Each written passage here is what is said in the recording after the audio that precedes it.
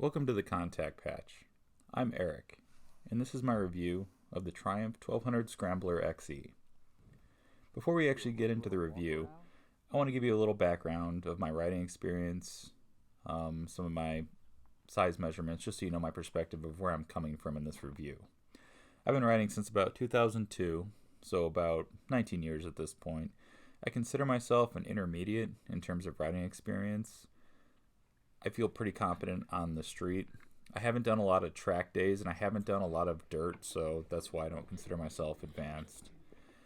As far as previous bikes go, I've had both sport bikes, I've had cruiser type bikes before, and I have had a dual sport before, which was actually a quite old Honda Elise-Nor 250. As far as sport bikes, I had a GSXR, a CBR. My dad had a BMW that I rode quite a bit, and I've ridden some Harleys before, some cruiser type, as well as a V-Rod. My measurements as far as sizing goes for motorcycles, I'm 6'4", 240 pounds with a 34-inch inseam, which will actually come into, it'll be important later in this review as far as this bike goes. So let's go ahead and roll right into the review. What type of bike is the 1200 Scrambler XE? Well, it's right in the name, it's a Scrambler. But what exactly is that? It's not exactly a dual sport, it's not a full-fledged ADV bike. It seems like it's something kind of in between that, almost. It has some capability off-roads, it's very competent on-road. The same could be said about the ADV bikes, but it almost seems like they're a little more centered towards a little rougher off-road usage than this bike is. Don't get me wrong, this bike's absolutely capable. However, because of some of the suspension and setup stuff on there, I don't think it's as capable as something like a BMW 1250 GS or a KTM 1290 Super Adventure. Who is it for? I kind of view this bike as a do-it-all kind of jack-of-all-trades bike. It can do everything pretty well. It doesn't really excel at anything in particular, though. It's very good on the street, but street-centered bikes are a little bit better. It's good on trails. I haven't taken it in anything really serious off-road, but dirt trails and stuff like that, it's great. But dirt-centered bikes are still going to be better for that. But this bike can kind of do a little bit of everything. So if you're looking for a single bike for commuting, around town use, taking it on the trail every once in a while, this is the bike for that. What experience levels is this bike for? I would say this is probably an intermediate to advanced bike. I wouldn't recommend this for a beginner for a couple reasons. One is the ride height. On the XE, like I said, I'm 6'4" with a 34-inch inseam. I can flat foot this bike. But I've had friends sit on it who are 6 feet and under, and some of them can barely tippy-toe on the bike. So they either have to rock it back and forth and only go on one foot or be on the very tips of their toes. So you want to be fairly confident in your riding experience if you have a bike like that, because if you're at a stoplight or something like that, best practice generally is considered to have your right foot holding the brake down and your left foot down on the ground. And if you're not comfortable having only one foot down at stoplights, this bike might wear you out after a while. The other reason I wouldn't recommend this for a beginner is because of the motor. And while this is an extremely smooth, even delivering motor, the Triumph 1200 motor, which is the same one used on the T120, as well as a couple other Triumph bikes, it does have a lot of torque all the way from low end to high end, and you could certainly get yourself into some trouble with it. So that would be the two main reasons I wouldn't recommend this bike for a beginner. As far as the specs of this bike go, I'll go ahead and put them up on the screen here. It has a liquid-cooled 8-valve single overhand can, 270 crank angle parallel twin. Like I said, amazing motor, extremely smooth power delivery. Compression's 11-to-1. They say the horsepower is 89 and 81 foot-pounds of torque. I've seen some other dynos and reviews online, and it typically comes in a bit under that. I've seen dynos anywhere from the high 60s to mid 70s on horsepower, and generally around the 70s for torque. So it seems like they might have overestimated that a little bit. It is fuel injected, even though it kind of looks like it has the air cooling fins on it. Triumph's really good about making the bikes look kind of throwback or vintage, but have all the modern technology that makes them super rideable.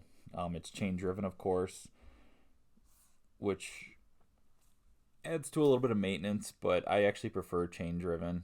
After you get used to taking care of them, lubing the chain and checking the chain slack and stuff like that, it's not a big deal.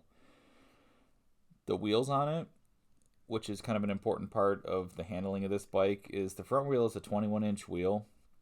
The rear one is a 17. Front tire is 90 width, rear is 150. And the suspension, front is 250 millimeters of travel as well as the rear, so it's got a ton of suspension travel.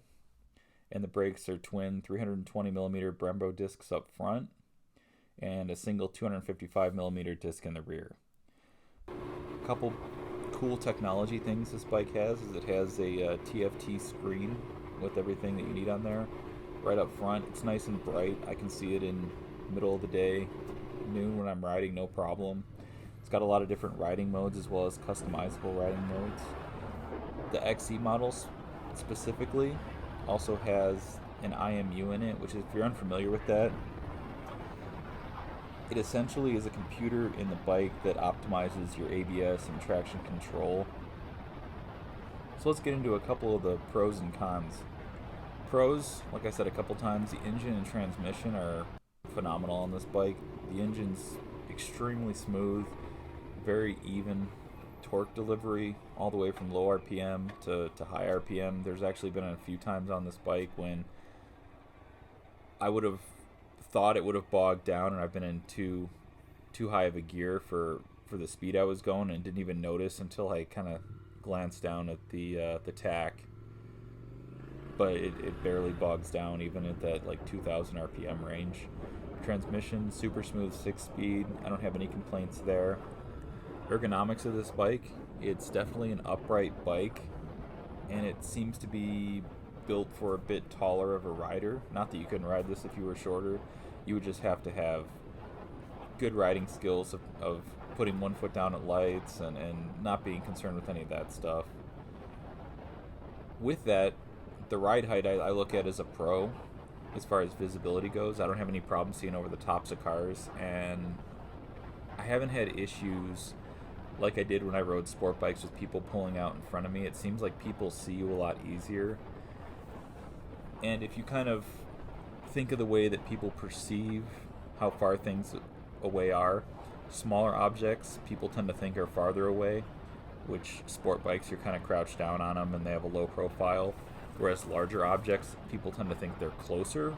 So I think people actually get the perception that when I'm coming down the street I'm closer than I actually am, so I haven't had people pulling out in front of me like I had with previous bikes. Now, that's just anecdotal. I don't know if that's the reason for it, but that's what my perception is on it. The fit and finish of this bike is amazing. All the little details on it look great. I love the way the exhaust looks on it. The paint's great on it. When you kind of compare it to some other bikes on the market, I think that's one thing that Triumph does really well over competitors is just the general fit and finish of the bike. The fully adjustable suspension's great. There is one caveat to that though. When I was setting up the preload on this bike, my weight actually compresses the preload at about 38%, which is a little higher than is generally recommended. Most preload settings from manufacturers recommend between 25% and 35%, depending on the type of bike it is.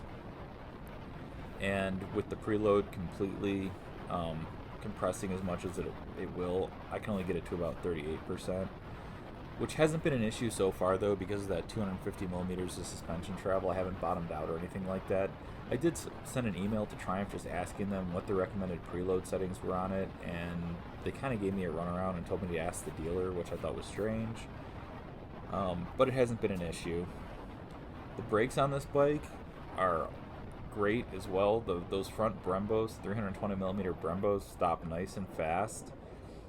The brake lever up front also has the Brembo MCS system, which allows you to adjust how much pressure the brake handle takes to actuate the brake. So there's either 3 or 4 different settings on it, and you can set it so that it takes a little bit more to get the brakes engaged, or you can set it so that they're pretty twitchy. I tend to leave it on the more relaxed setting because I don't drive or ride overly aggressive.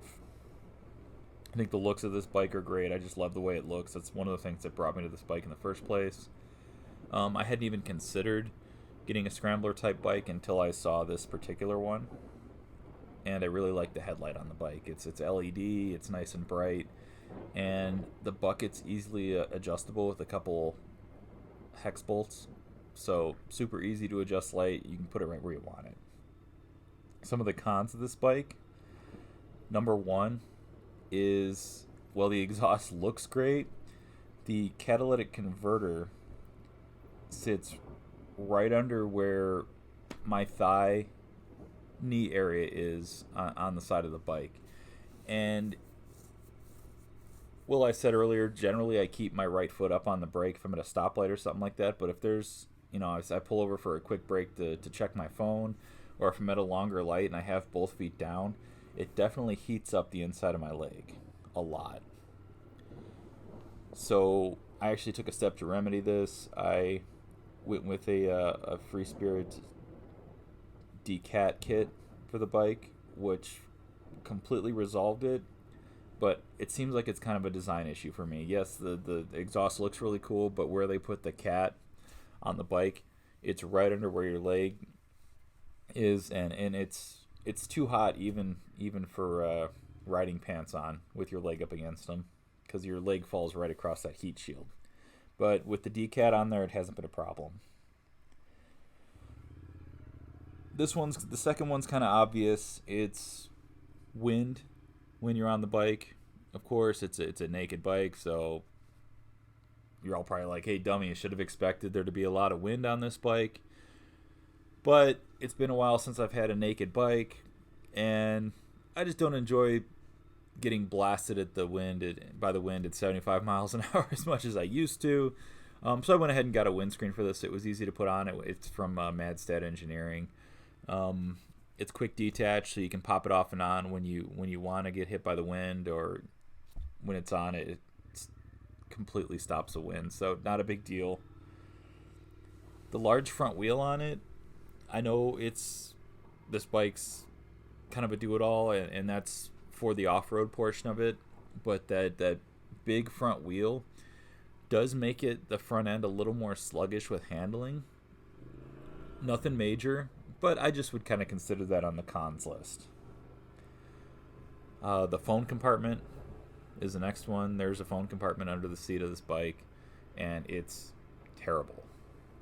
There's a USB port to charge your phone. It's at a weird place, so you kind of have to jam the cord in there. To access your phone, you actually have to use the key to take the seat off and take it out of there, so I just put a phone mount on the handlebars. I don't even use it.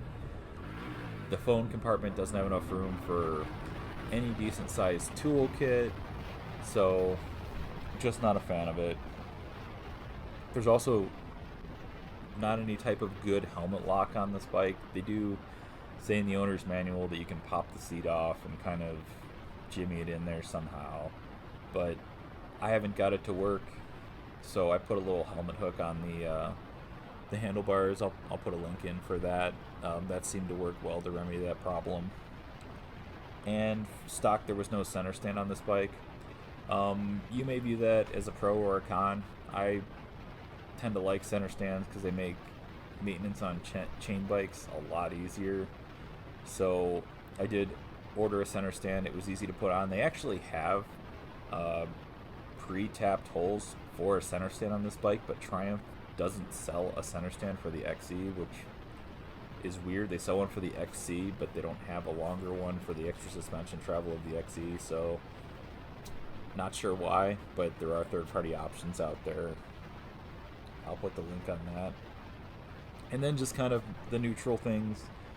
Suspension stiffness on this bike It's a little stiffer than I expected it to be, especially for off-road stuff. That's why I kind of put this bike in that jack of all trades, not a full-fledged ADV capable type bike, because even with a properly set up suspension, with my damping preload, compression all set up how it should be, the bike does kind of give you a beating off road. And I'm okay with that because most of my riding's on the road. Uh, but just kind of be aware of that if you're looking into this bike. If you're like, hey, I want something that I'm going to spend a lot of time off road on trails with, this probably isn't the best choice. If you're primarily going to be road and occasionally take this on a trail, perfect. That's where I would say this fits in. And then the last kind of neutral thing I have about this bike is the keyless start system on it is okay. I get a lot of key not there errors on the screen when I'm riding and the key's in my pocket and activated. The way you use this key is you hold down the Triumph logo, the little thing turns green, and the key is activated and transmitting a signal. If you hold it down again, it turns red. It won't transmit the signal, even when it's on green in my pocket. Occasionally, I'll get key not with motorcycle errors on the screen during the middle of a ride. It doesn't cause any issues, but it's just kind of annoying. They give you a couple extra standard keys as well, but you can't put the key in the bike and start it. You actually have to take off the seat, put the key in that little phone compartment, the terrible phone compartment, and then start the bike with the key in the phone compartment because there's a little transponder on it. So not a big fan of that. I wish they would have just went with a standard key on this bike. It would have been better. But hey, it's not the worst thing.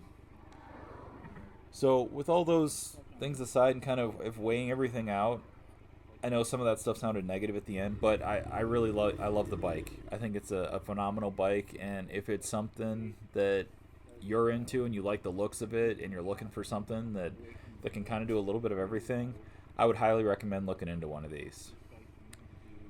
Well, thanks for watching this review. I appreciate it.